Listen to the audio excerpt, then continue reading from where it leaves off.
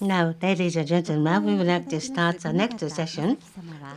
We invite Mr. Masaki Komagata.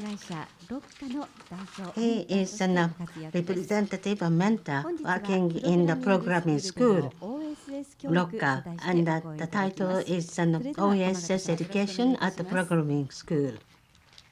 Mr. Komagata, please.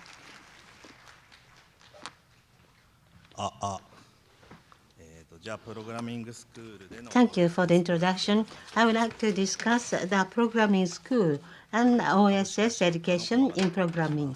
My name is Komagata. I am from the Lokka. I work as a mentor and a representative for the 25 years, and I have been the programmer. For the last 5 years, I have been working as a mentor of the programming school. I would like to introduce to you a field of programming school and why is it important to have OSS education. I would like to give you details about the OSS education too. Firstly, let me talk about the field of programming school boot camp. Field boot camp, there are 4 points I would like to stress. The first one is that it is based on a subscription system. So on a monthly basis, subscription charge is to be paid. You don't have to pay the lump sum amount of money in the beginning. If you join that for 1 month only. Not everybody is suitable for becoming a programmer, and it is not the case that everybody should become programmer. Once this line of work is not particularly yours, and you can actually leave it, and if you find it, that is also another important discovery about your personality. The second one is curriculum is quite hard. Before graduation, on average, 1,200 hours learning would be necessary. That is average. With regard to the duration, sometimes people do that on every week and weekday and a weekday and several days. Usually 6 months to 18 months are necessary for graduating from that. The Linux and how to use Linux and also the web server and also that automated and testing exam, Bascript and React are all covered in the curriculum. And in the Scrum system, Scrum format, and we actually do the e-learning system used in this school is to be developed by all the members, and the ideation and then web service is created based on your idea. The professional engineers are the mentors. So they have other major jobs, but as a sort of moonlighting, they provide you with the teaching. And it's not only code review, it is not the stereotypical ones, unless those professional engineers, they cannot be the mentors. So we do not have the graduate school students to work as a mentor. OSS education is a very important feature. I would like to elaborate on that later. Why do I focus on OSS education? In the programming school, OSS and education is part of the curriculum. It is not so often widely disseminated, but in programming school, OSS education is really vital. And software developing companies and should also have the OSS education. I believe so. And with regard to the OSS knowledge, how are the things getting on? I know that you have got the knowledge. Sometimes among the professional programmers, they say that, that was developed by a layperson, and can we see that from inside? What is GPL? So some new people, somebody who joined this industry new say that, what is GPL? And can I look at the inside of them? But even we find some bugs, and we advise them to debug it and also post it. So we have been giving some individual education, individual advice. Why should we bother OSS education? The technological engineering capabilities are elevated, and they will get a higher motivation. Let me talk about the first one. the capabilities. OSS is actually supported by across the world. So if you have knowledge about the vicinity and the company only, you will become a frog and living in the world without knowing any ocean at all. And there is an issue that my company has got a genius programmer. Now, sometimes salespeople say that we have a genius and as a programmer, so we don't have to bother. But from our perspective, we know that, and so only in the limited organization of the company, people say that they are genius. But if you get involved in OSS activities, and you will not fall in that pitfall. Capabilities.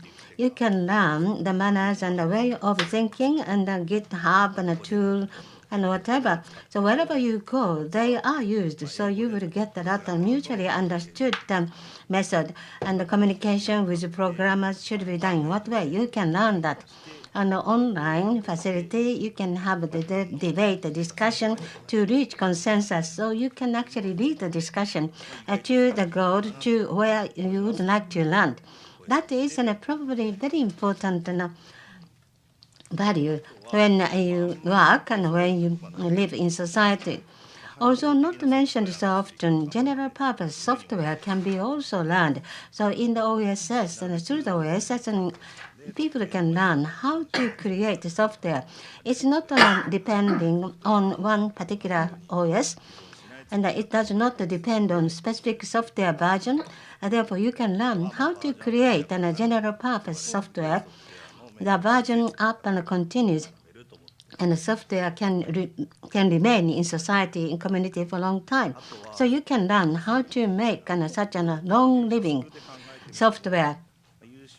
In our company based on schools, there are very good students, and they are all get involved in OSS. They continue OSS.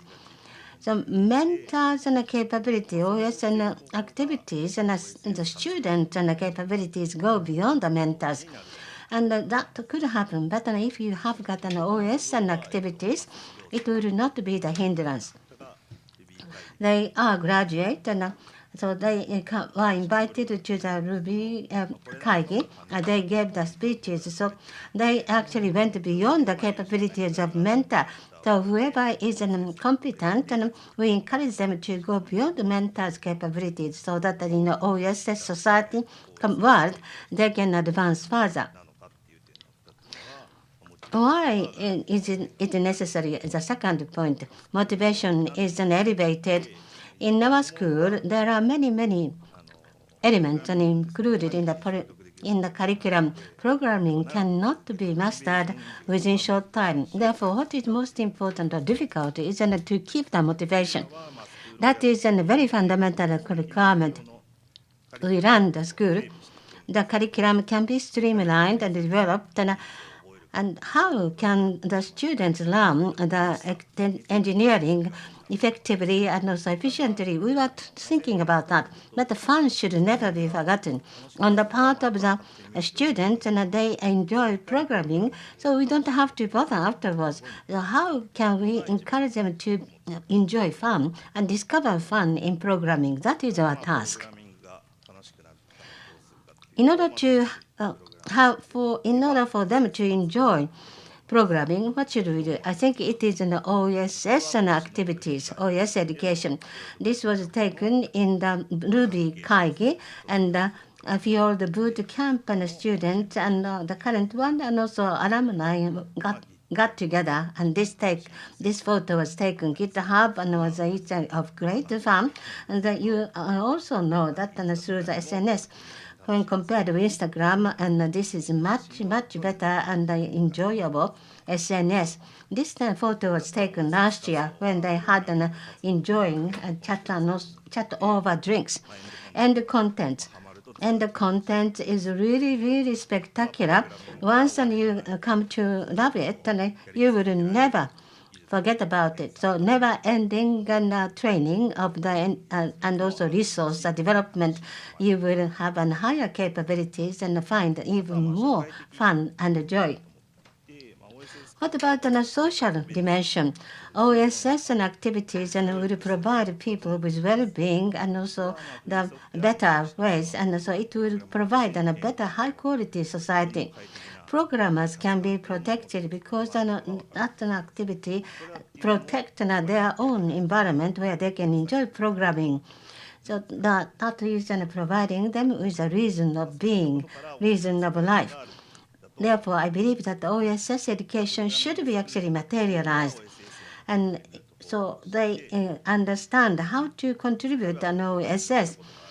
So all the students have done at least once the contribution. In that case, and this is a population from whom the excellent programmers will be born. Not everybody will continue OSS, but as long as they know how to do that, many programmers will be actually involved in the OSS related programming. Let me give you some actual curriculum details.